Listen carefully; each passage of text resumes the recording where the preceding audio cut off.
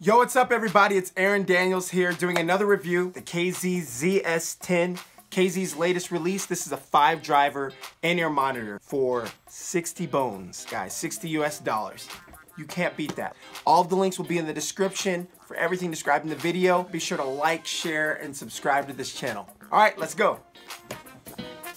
All right, guys, so we're back. Here it is, KZ's latest release, the KZ ZS10. This is the box it came in. All right, it's not going to be an unboxing video, but I spoke with the distributor for SkySound, and they informed me that they do not have a larger box. Now, if you remember, KZ, when they initially released the ZS6, some people had the smaller box and people had the larger box. These do not come in the larger box, so don't expect anything massive with that. So yeah, this is the box. I've already got the product out. When they shipped it to me with SkySound, I don't know if this is done with everyone, but I didn't request anything special. It came with this nice little box, you guys. Kind of like, very similar to like what you would receive with like a set of Westones, entry-level in-ear monitors. So that way you can place them in automatically. No extra cost. They did that. So you get this, comes with the box. Of course, they send you a receipt thanking you and whatnot. And then you have the actual in-ear monitor here. All right, so let me see if I can show you guys here. There we go. So focus.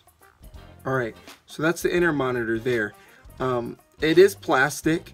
This is the black model, and I went ahead and put the cables on it already. This cable is actually an upgraded cable. It already comes with the product. So if you notice, it's a lot more durable, similar to the previous cable that KZ also released. The silver-plated cable. I have links to the description to all the upgrade cables and whatnot, and what I recommend. So I have a couple cables here. We're going to be doing a couple of reviews on, just to kind of show you guys exactly what works and what doesn't work. All right, so automatically it comes with this nice cable. I went ahead and I tossed on my comply tips. These are the best tips to get off the bat. Great product, great isolation, great comfort. So I recommend getting the 500. This will fit the speaker enclosure, and then the size is dependent upon what you want. I stick with medium, and it works just fine to have relatively normal size ears. So yeah, it takes the noise from the outside and keeps things isolated. Cool. So going back, we'll do a sound review here in a minute, you guys. Just the build, these are a lot lighter than the ZS6s, and I honestly don't mind it. If you guys have ever had a pair of custom in-ear monitors, these feel very similar to that, similar like that acrylic kind of feel. I like the fact that they have a very professional look. These look like customs, you guys. So here, let's see here. Yeah, these look like custom in-ear monitors. There you go. See all the details, it's really neat. I'll do a body shot here so you guys can see what they look like on. I know somebody else, I know you guys are gonna ask, yo, this little thing here, did that come with it or did you add it on? I added this on. Essentially what I did was I took off the headphone neck strap from a set of iPhone headphones, and I used the razor and I cut on the sides of it, and then I slipped the cable into each side. So it's like I slipped it in, and then I slipped it in, and then I used some electrical tape, taped it around, and then grabbed something with a little bit of heat to kind of melt it and stick it together. But yeah, it slides and everything. So I would recommend doing something like that. Or if you take a look here, there's like this piece of rubber I wrapped around these, because what this is going to do is it's going to give you that neck strap to where you can pull it up to your neck, and the in-ear monitor can be secured versus just having loose cables hanging. It makes it a lot more difficult to perform with.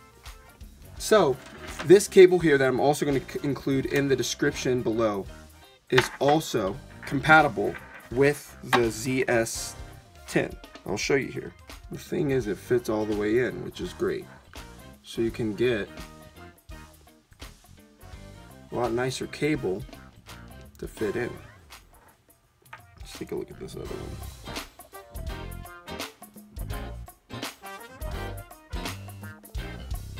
Yep.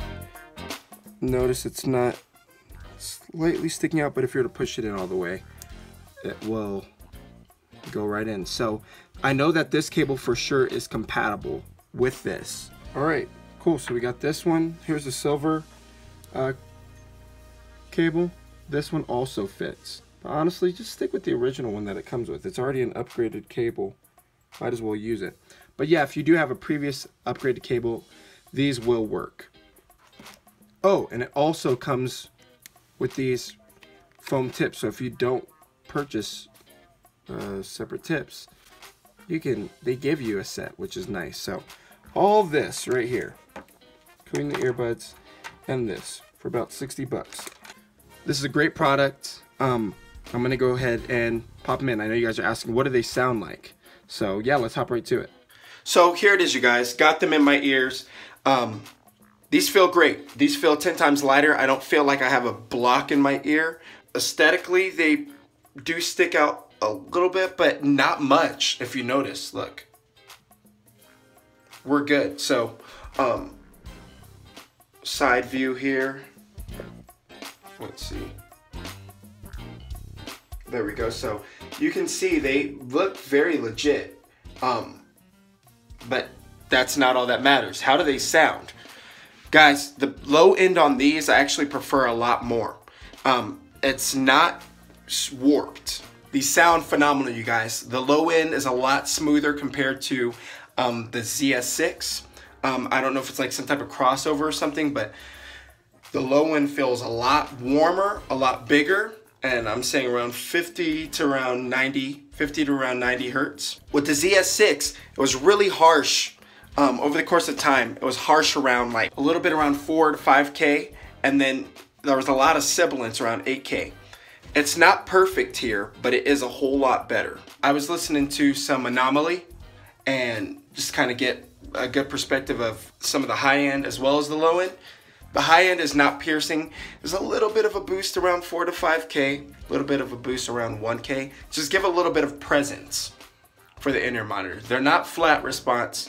To be completely honest with you, flat response in-ear monitors aren't going to sound that phenomenal anyways. I think that these are going to do very well live. I use the ZS6 for my church, and I've been using them for, I'd say, the past 5 or 6 months. Haven't had any issues. You just go add an EQ onto those areas where it can seem a little bit harsh, and you're good. They sound phenomenal. These though, you can definitely tell that they're improvements around the sibilance areas. So like 8K is not as harsh as it was on the ZS6. So I would totally recommend these over the ZS6. It's clearly an upgrade. You have 5 drivers, so maybe they're dispersing things a little bit more. So, yeah, you guys, that's my review. Be sure to like, share, and subscribe. If you like what you hear, all the links are in the description below, so feel free to hit me up with any comments. I love answering comments, so